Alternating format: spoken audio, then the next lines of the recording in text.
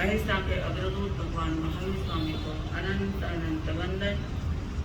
मेरे आस्था के आयाम लाखों करोड़ों के हृदय सम्राट परम पूज्य आचार्य भगवान एवं परम पूज्य तपस्वी राज के चरणों में कोटि से वंदन। उसी के साथ सभी महान सदगुरुओं के चरणों में कोटि से वंदन करने के पश्चात जिन्होंने हमें धर्म की राह दिखाई, ऐसे मेरे जीवन रथ के सारथी परम पूज्य गुरु माता के चरणों में कोटि से वंदन करने के पश्चात अभी अभी आपने जीवन में हर बात कैसे स्वीकार करना चाहिए, कैसे समय में दुख करना चाहिए, किस समय में सुख में रत रहना चाहिए आदि कई बातें सुनी है। रोज आप 2.5 अक्षर का कर्म शब्द कई दिनों से सुनते आ रहे हैं। सुनकर कईयों ने अपने आचरण में मिलाया है। ऐसे ही उसके विपरीत 2.5 अक्षर का एक शब्द धर्म, इस धर्म के बारे में हम कुछ बातें सुनेंगे। दशकाली सूत्र के पहले अध्याय का पहला गाथा, धम्मो मंगल मुखितम अहिंसा संयमो तौ देवा वीतम नमन संति जस्स धम्मिशयानो। इस गाथा में बड़ा राज, बड़ा रहस्य है। इसमें बताया कि धर्म उत्कृष्ट मंगल है, जो कभी अमंगल नहीं होता है,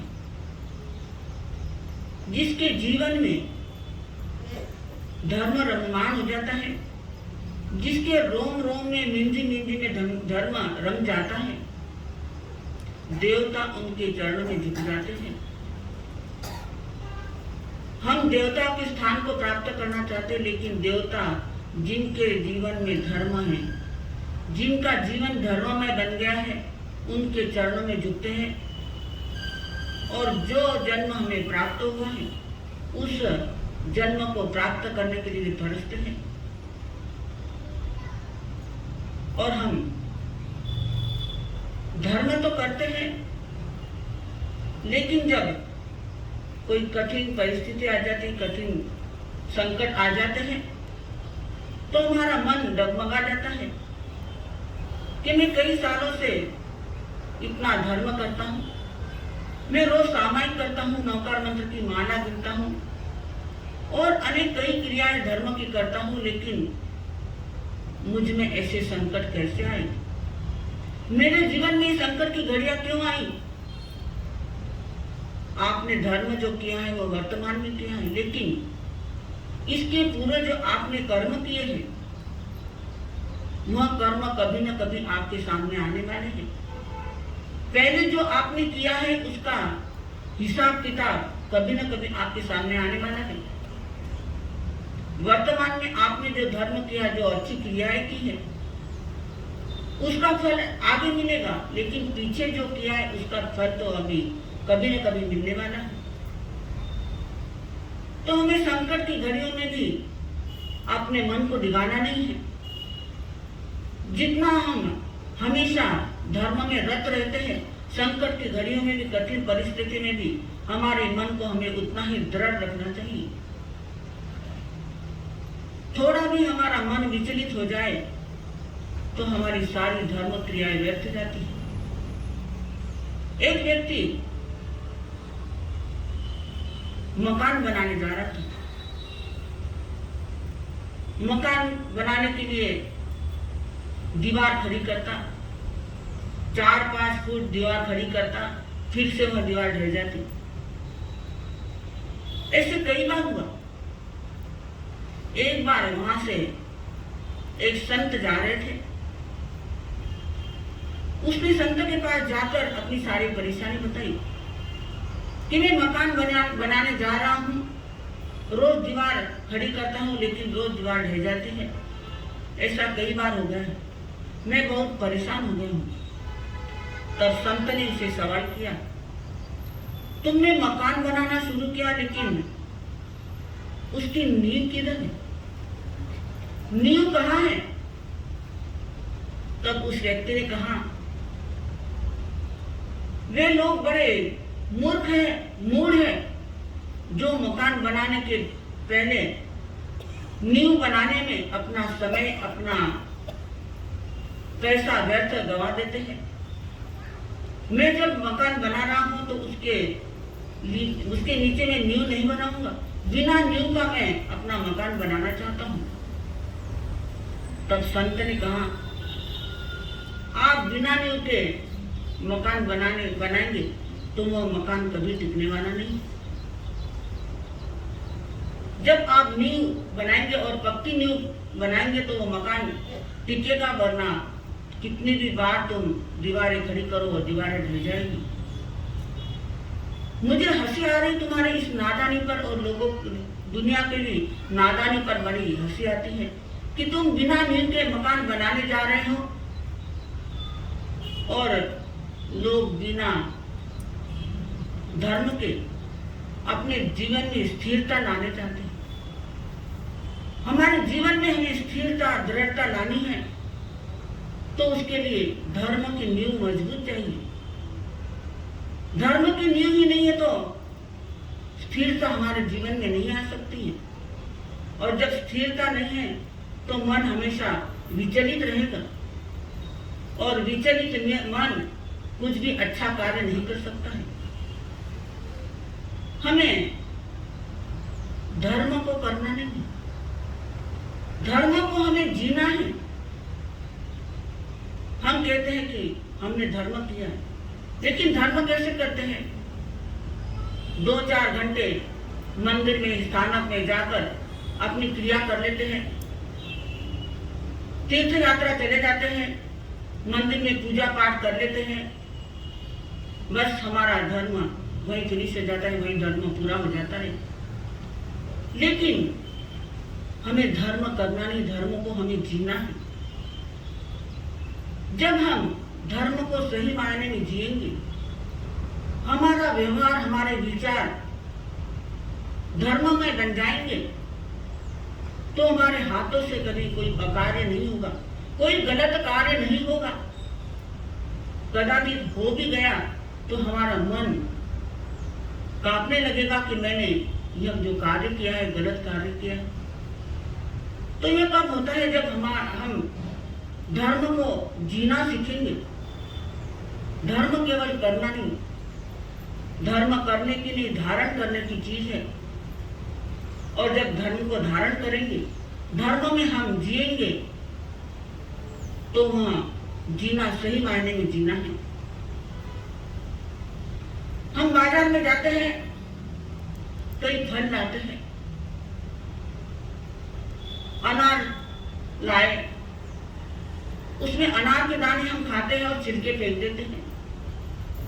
केला लाते हैं, केला खाते हैं और छिलके फेंक देते हैं।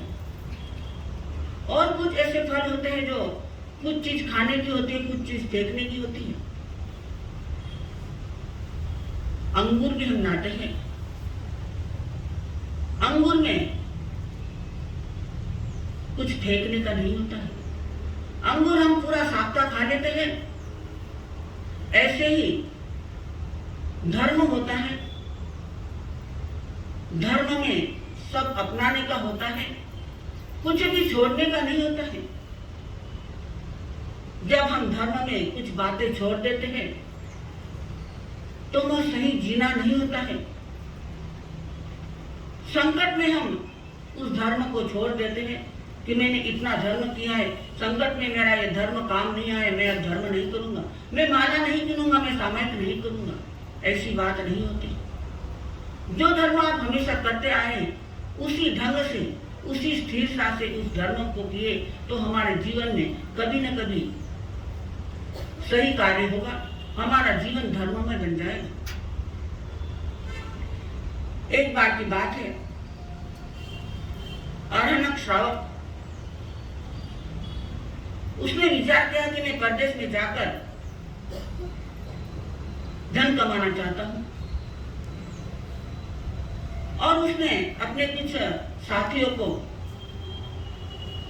समाचार दी कि हमें विदेश में प्रदेश में जाकर धन कमाना है।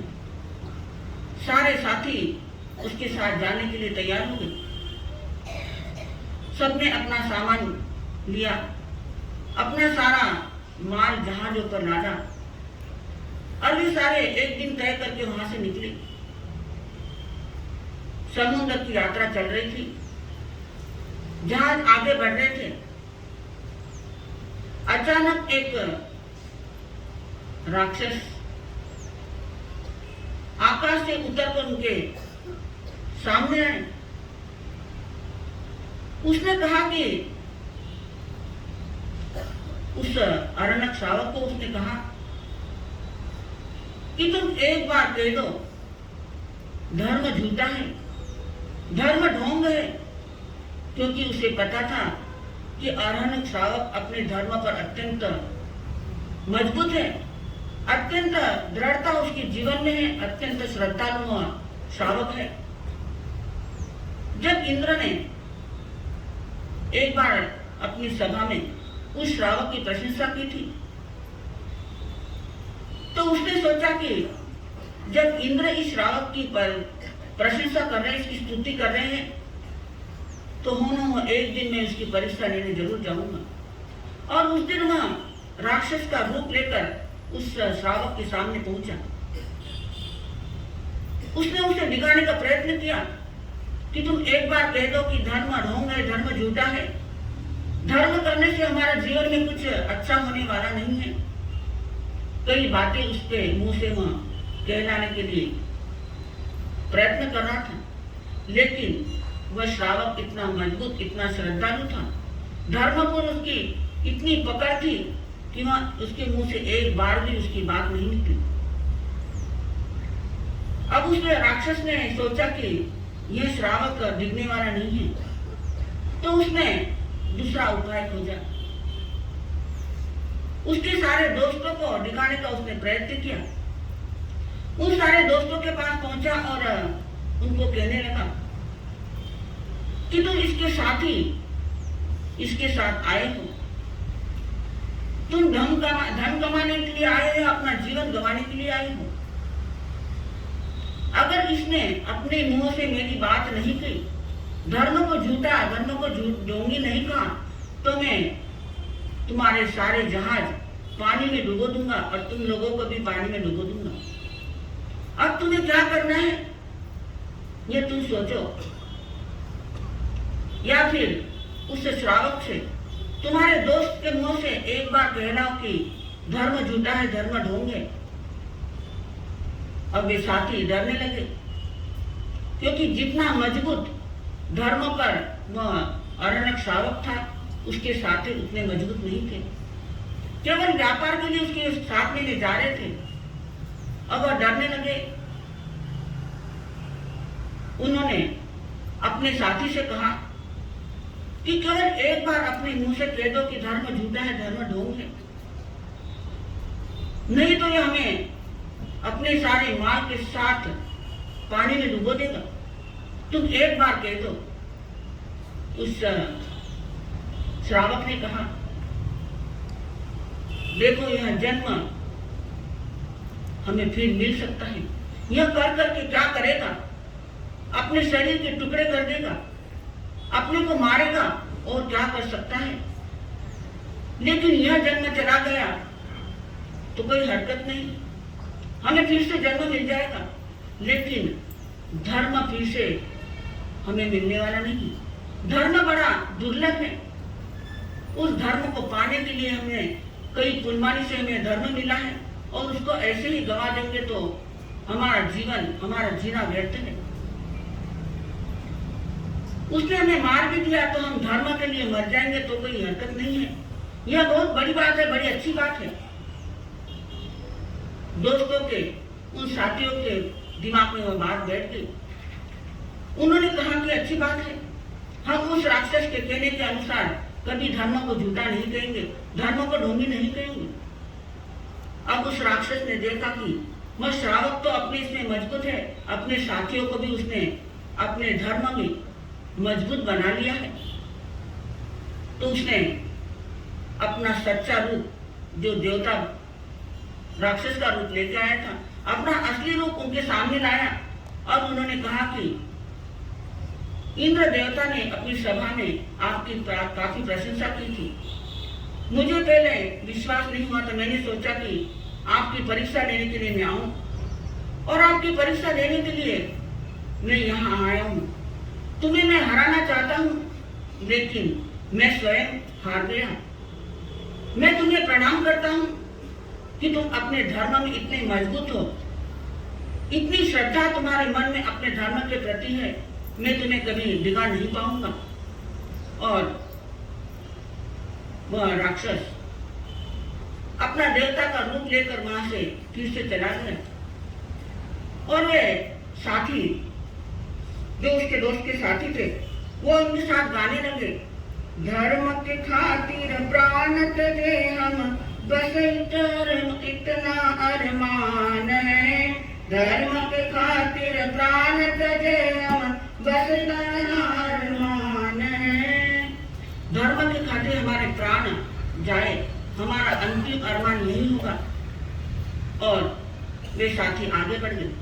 कहने का मतलब है कि हमारे जीवन में भी इनके ऊपर तो बड़ा संकट आया था, लेकिन हमारे जीवन में छोटे छोटे संकट आते हैं, छोटी छोटी कठिन परिस्थितियां आती है, लेकिन हम उसमें भी डिग जाते हैं। अपने धर्म पर हम मजबूत नहीं रहते हैं। तो अपने को जीवन को सार्थक और सफल बनाना होगा, तो धर्म पर मजबूत और सतर्क हमें रहना होगा। जब हम धर्म पर मजबूत रहेंगे तो हमारा जीवन भी मजबूत बन जाएगा, और एक दिन जिस मंजिल को हम प्राप्त करना चाहते हैं, वह मंजिल, मोक्ष मंजिल हमें प्राप्त होगी। कहते हैं, उलझ मत दिल बहारों में, बहारों का क्या भरोसा।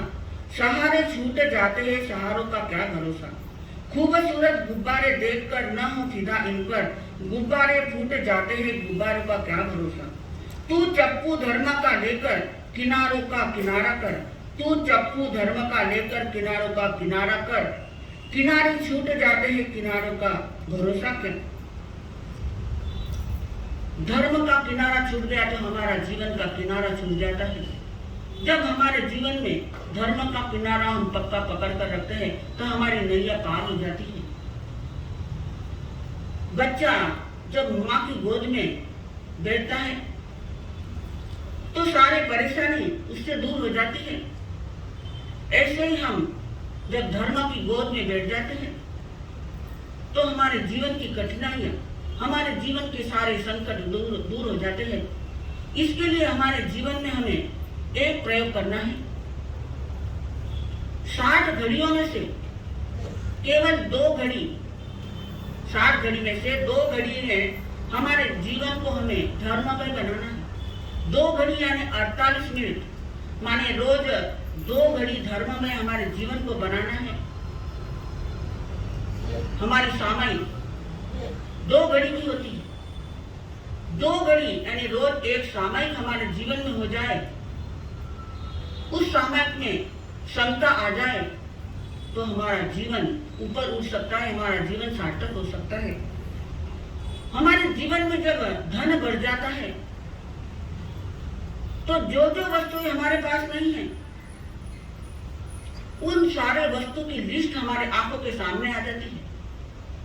और जब धर्म हमारे जीवन में बढ़ जाता है तो जो जो वस्तुएं हमारे पास में है, उन वस्तुओं को छोड़ने की, उन वस्तुओं को कम करने की आदत हमारे जीवन में आती है। तो कहने का मतलब है धर्म में हमारा जीवन हो।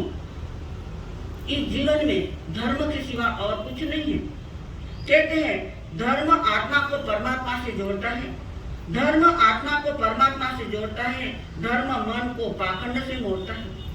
धर्म से जीवन में भर आती है असीम शक्ति। धर्म संसार के बंधन को तोड़ता है। संसार के बंधन को हमें तोड़ना है तो धर्म में हमारा जीवन होना चाहिए। लेकिन हर समय हम धर्म को याद नहीं करते। एक पत्नी तिहर चली गई। कुछ दिन तिहर में रही और फिर से जब वह ससुराल में आई तो पति ने उसे पूछा, तुम इतने दिन वहां रही, तिहर में रही, मेरी याद कभी आई? तब पत्नी ने कहा, आई, जरूर आई, आपको कैसे भूल सकती हूँ। कब आई? पति ने पूछा कि मेरी याद कब आई? तब पत्नी ने कहा कि वहां मैं इतने दिन रही,